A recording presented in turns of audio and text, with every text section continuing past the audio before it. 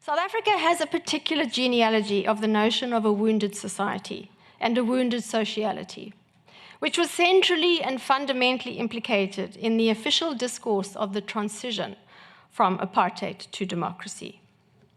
The interim constitution prefaced its Bill of Rights with a version of the Constitution as a, quote, historic bridge between a damaged past and a future promise of restoration. The Constitution was represented as an instrument for healing a society wounded by its apartheid past.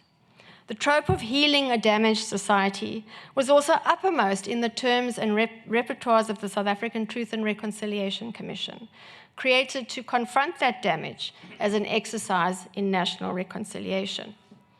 Archbishop Tutu, the charismatic chair of the TRC, was explicit in situating this notion of damage at the heart of the Commission's mandate and practice.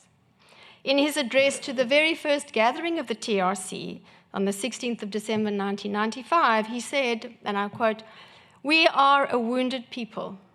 All stand in need of healing. Every South African has, to some extent or other, been traumatized." Throughout the Commission's deliberations, this notion of a shared wound, a collective trauma, was reiterated and echoed. It undergirded the Commission's guiding maxim, "Speaking is healing." Apartheid had produced a litany of damage. Across the board, the society had been damaged. Truth-telling became a vehicle of healing, the abiding metaphor of national reconciliation. You probably know, because you might have watched, the South African TRC was the first to hold public hearings, which were very widely televised, both nationally and internationally. The testimony of selected victims, or in the case of the deceased, family members, were televised in the case of what were called victim hearings. These were preeminently performances of damage.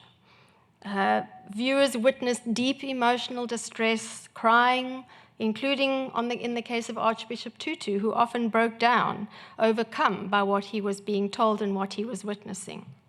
In the case of the amnesty hearings, perpetrators were interviewed and were often asked to reenact their methods of torture.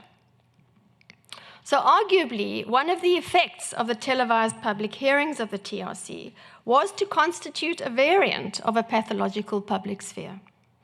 South Africans witnessing replays of wounding as the terms in which a narrative of who we were and where we had come from was being fashioned.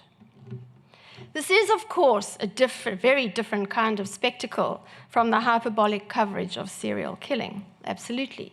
The circuits of affect, the terms of public absorption and engagement were obviously different.